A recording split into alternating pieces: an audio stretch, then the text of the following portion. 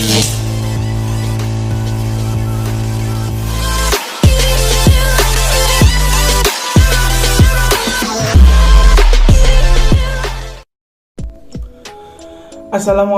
warahmatullahi wabarakatuh.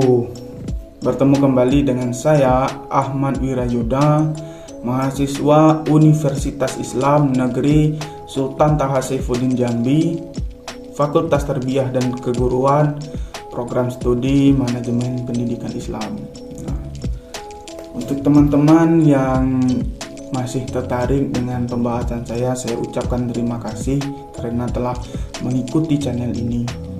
Sesuai dengan apa yang saya katakan, masih ada satu pembahasan lagi yang berkaitan dengan etika manajemen, yaitu masih seputar tentang mata kuliah etika manajemen saya yang diampu oleh dosen pengampu Miss Juliana Arifah MPD, yaitu tentang membangun komunikasi yang efektif. Membangun komunikasi yang efektif. Jadi bagaimana cara kita membangun komunikasi yang efektif tersebut? Jadi di sini saya akan menjelaskan cara-cara membangun komunikasi yang efektif. Yang pertama, ketika teman-teman berkomunikasi satu antara yang lain, teman-teman harus mendengarkan lawan bicara teman-teman. Karena apa? Agar teman-teman tidak terlihat egois terhadap lawan bicara teman-teman.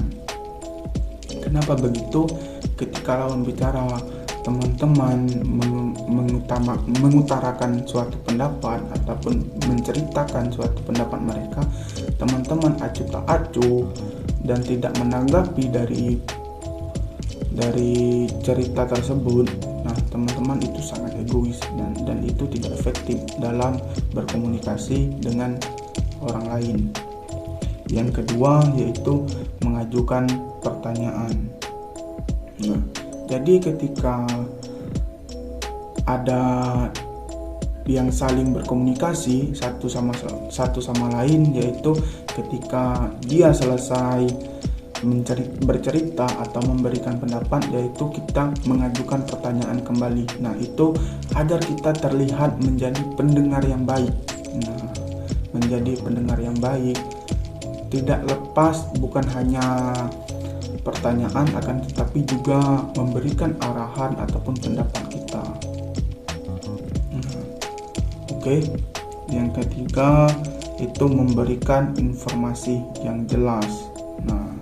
Jadi dalam berkomunikasi kita harus memberikan informasi yang jelas kepada lawan bicara kita. Kenapa?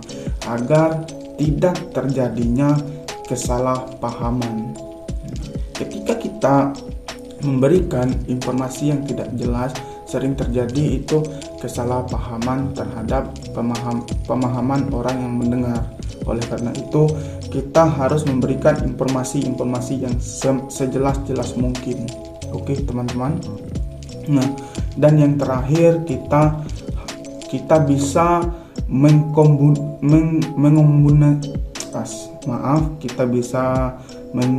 mengombinasikan komunikasi verbal dan non-verbal. Mengombinasikan seperti apa komunikasi verbal dan non-verbal? Ketika kita berkomunikasi dengan orang lain, kita bisa senyum, menganggukkan kepala, dan juga memakai gerakan agar terciptanya suasana komunikasi yang komunikatif. Suasana komunikasi yang sangat-sangat bagus. Jadi ketika kita berkomunikasi, kita berikan dengan senyuman yang semanis-manis mungkin.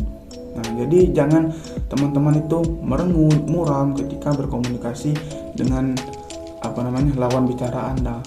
Karena apa? Karena ketika teman-teman tidak melihatkan senyuman Anda ataupun teman-teman merengutkan raut wajah Anda, itu lawan bicara Anda akan tidak tertarik dengan apa yang Anda sampaikan. Jadi teman-teman bisa mengombinasikan komunikasi yang verbal dan non-verbal dengan menunjukkan gerak tangan teman-teman ataupun gerak tubuh teman-teman ketika berkomunikasi.